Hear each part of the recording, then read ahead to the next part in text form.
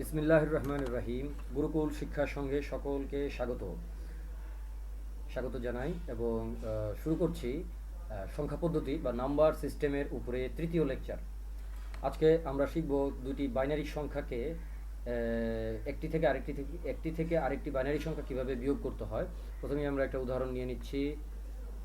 Suppose 1 0 0 1, তার থেকে যদি আমরা 1 বিয়োগ করি, আমরা খুব সহজেই বুঝতে পারছি 1 থেকে 1 বিয়োগ করলে এখানে 0 হবে, তারপরে শূন্যগুলো যথারীতি বসে যাবে। 2 নম্বর অঙ্ক, 2 নম্বর উদাহরণ নিচ্ছি। 1 0 0, তার থেকে 1 বিয়োগ করব। এবার বিয়োগটা বোঝার জন্য আমরা পাশে একটু ছোট রাফ করে নিচ্ছি। একটা ডেসিমাল সংখ্যার বিয়োগ আগে একটু দেখে নেব, তারপরে আমরা বাইনারি সংখ্যার বিয়োগে যাব। সো আমরা একটু দেখে নিচ্ছি। সাপোজ আমার হাতে আছে হলো 43 থেকে যদি আমি এখন 7 বিয়োগ করতে যাই, তাহলে আমার একটা প্রবলেমের সম্মুখীন হব। সেই প্রবলেমটি হচ্ছে 3 থেকে কিন্তু 7 বিয়োগ করা যায় না। যেহেতু যায় না, তাহলে আমরা একটু দেখি। সেক্ষেত্রে আমরা কিন্তু 3 থেকে 7 বিয়োগ করতে না পারায় আমরা সামনে কিন্তু একটি 1 ধরে নিচ্ছি, অর্থাৎ একটি সেটকে ভেঙে নিচ্ছি। এখন কিন্তু এই সংখ্যাটি কিন্তু 3 নেই, এই সংখ্যাটি হয়ে গেছে 1 3 বা 1 3 বা 13 বা 13। সো 7 কিন্তু এই 13 থেকে বিয়োগ করে দিচ্ছি, অর্থাৎ আমার কাছে ছিল হচ্ছে 1 2 3 4 5 6 7 8 9 এবং 10, মানে এক বক্স। এরকম বক্স আছে হচ্ছে 4টি। এখানে আমরা দেখতে পাচ্ছি যে 4টি বক্সের কথা বলা আছে। এখানে 4টি বক্স আছে, এরকম 4টি বক্স আছে। তো আমরা সংক্ষেপে বক্সগুলোকে বোঝার জন্য একটু এঁকে নিচ্ছি। জাস্ট সংখ্যার ভিতরে দাগগুলো দেবো না, শুধু বক্সটা বোঝার জন্য। 4টি এরকম বক্স আছে কিন্তু আমাদের হাতে, 4টি বক্স আছে। এবং তারপরে গিয়ে কিন্তু আমার হাতে 3টি সিঙ্গেল আছে। এখানে 3টি সিঙ্গেল দেখা যাচ্ছে, 4টি বক্স এবং 3টি সিঙ্গেল, 4 সেট এবং 3 সিঙ্গেল। 3টি সিঙ্গেল আমরা আলাদা করে এঁকে নিচ্ছি, 1 2 3। এখান থেকে আমাদের যদি 7টি সিঙ্গেল নিতে হয়, এই 7টি সিঙ্গেল আমাদের যদি নিতে হয়, তাহলে কিন্তু আমরা এই 3টি সিঙ্গেল থেকে কিন্তু 7টি সিঙ্গেল আমরা কিন্তু নিতে পারবো না। যেহেতু নিতে পারবো না, তাহলে আমরা একটু তাকাই। আমাদের যেটা করতে হবে সেটা হলো যে এই 3টি সিঙ্গেলের সাথে কিন্তু একটি বক্সকে ভেঙে নিতে হবে। সো বক্সে 1 2 3 4 5 6 7 8 9 এবং 10টি আছে। তাহলে একটা বক্স ভেঙে দিলে মোট এই পর্যন্ত আমার কিন্তু মোট 13টি উপাদান থাকবে। সেই 13ই কিন্তু আমরা এখানে লিখেছি। এই 13 থেকে যদি আমরা 7টি নিয়ে নিই, তাহলে আমাদের কিন্তু বাকি থাকবে আর 6টি। 7টি নিয়ে নিচ্ছি, 1টি 2টি 3টি 4টি 5টি 6টি এবং 7টি নিয়ে এলাম। তাহলে আমাদের কিন্তু থাকলো আর বাকি থাকলো হচ্ছে আমাদের 6টি এবং এখানে গুণলি দেখা যাচ্ছে যে বাকি আছে 6টি এবং সেট বাকি আছে কিন্তু আমাদের 3টি। এই যে 3টি সেট বা 3টি বক্স বাকি আছে আর সিঙ্গেল বাকি আছে আমাদের। এখানে হচ্ছে 6টি সিঙ্গেল কিন্তু আমাদের বাকি আছে। সিঙ্গেল 6টিকে আমরা একটু লিখে নিচ্ছি। Wait a minute. এই 6টি সিঙ্গেলকে আমরা একটু কালো দাগ দিয়ে দেখিয়ে দিচ্ছি। এখানে এই যে 1টি সিঙ্গেল, 2টি সিঙ্গেল, 3টি সিঙ্গেল, 4টি সিঙ্গেল, 5টি সিঙ্গেল এবং 6টি সিঙ্গেল কিন্তু আমাদের আছে। তাহলে আমরা কিন্তু বুঝতে পারলাম যে 6টি সিঙ্গেল আমাদের আছে। এই 6টি সিঙ্গেলই কিন্তু এই 6, হ্যাঁ, এই 6 কিন্তু আমাদের এই 6টি সিঙ্গেল। তো 6টি সিঙ্গেল, সেই জন্য কিন্তু এই 3 থেকে, এখানকার 3 থেকে এই 7 বিয়োগ করলে কিন্তু আমাদের এই পদ্ধতিতে কিন্তু প্রথমে 6 হচ্ছে। কিন্তু আমরা যে এখানে একটি সেট ভেঙেছিলাম, সেই সেটটিও কিন্তু আমাদের এখান থেকে বিয়োগ দিতে হবে, 4 থেকে কিন্তু বিয়োগ দিতে হবে। সুতরাং এখানে একটি সেটকে আমরা একটু কালো কালারে লিখে নিচ্ছি। হ্যাঁ, একটি সেটকে কিন্তু আমরা এখান থেকে বিয়োগ দিচ্ছি। এই সেটটা, এটি কিন্তু আসলে এই 7-এর সঙ্গে কিন্তু আমাদের ছিল না, এই 7-এর সাথে ছিল না। এই সেটটা কিন্তু এটি কিন্তু আলাদা একটি বিষয়। সো এখানে কিন্তু আমরা এটাকে বিয়োগ দিতে চাচ্ছি। এই 1টা কিন্তু বিয়োগ দিব 4টি সেট থেকে। কেন এই সেটটি বিয়োগ দিলাম, কেন? কারণ একটি সেট কিন্তু আমরা এখানে এই যে কালো কালারে দেখানো যে হচ্ছে, একটি সেট কিন্তু আমরা ভেঙেছিলাম।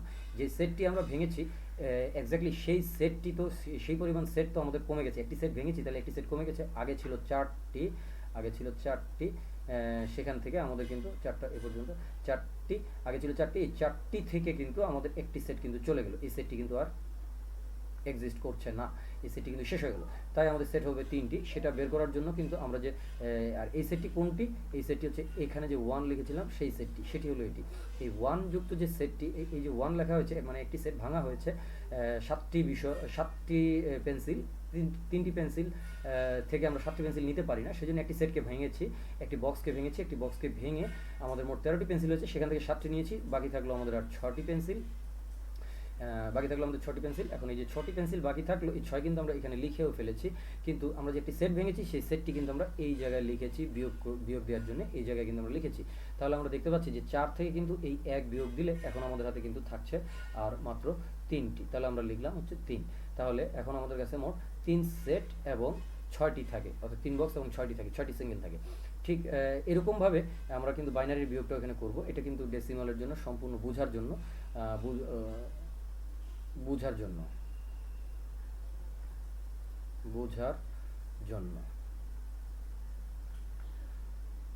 সো সম্পূর্ণ বোঝার জন্য আমরা ব্যবহার করছি এটিকে। তো এখন আমরা এখানে বিয়োগ করে দেখি যে এখানে কিভাবে বিয়োগটা হবে। এখানে কিন্তু আমাদের দেখতে পাচ্ছি যে আমাদের উপরে কিন্তু একটি শূন্য রয়েছে আর নিচে রয়েছে 1। সো শূন্য 1-এর চেয়ে ছোট সংখ্যা, তাই শূন্য থেকে একটি জিনিস কিন্তু আমাদের নেওয়া সম্ভব নয়। তাহলে আমরা এখন এখানে কি করতে পারি, আমরা যেটি করতে পারি সেটি হচ্ছে যে এখানে এই জিরোর জায়গায় কিন্তু জিরোর সামনে কিন্তু আমরা একটা 1 ধরে নিতে পারি। জিরো থেকে একটি বিয়োগ করা সম্ভব নয়, তাই একটি 1 ধরে নিলাম যথারীতি, যেমনটি এখানে ধরেছিলাম, যেমনটি এই জায়গায় ধরেছিলাম। আমরা একটু খেয়াল করি, এখানে ধরেছিলাম ডান পাশে উপরে একটা, যেমন ধরেছিলাম আসলে ছিল আমাদের হচ্ছে 3। এই 3-এর উপরে কিন্তু আমরা আসলে 3-এর সামনে কিন্তু আমরা আসলে একটি 1 ধরে নিয়েছিলাম। সো ঠিক তেমনি এখানে শূন্য আছে, শূন্যের সামনে আমরা একটি 1 ধরে নিলাম, কিন্তু 1 আর 0 মানে হচ্ছে 2, আর 2 থেকে 1 বাদ দিলে আমাদের থাকবে আসলে 1। তাহলে এখানে আমাদের বসবে হলো 1। এখন এখানে যে একটি সেট ভেঙেছি, এই সেটটি আগের মতোই, আগে যেমন ভেঙেছিলাম হচ্ছে আমাদের একটি সেট ভেঙেছিলাম এই জায়গায়, আমরা যদি খেয়াল করি এই জায়গায় একটি সেট ভেঙেছিলাম, এখানে আমরা একটা সেট ভেঙেছিলাম 1, এই একটি সেট ভেঙেছি, সেই 1 কিন্তু আমরা এখানে বিয়োগ দিয়েছি এই জায়গায় কিন্তু আমরা 1 বিয়োগ দিয়ে দিয়েছি।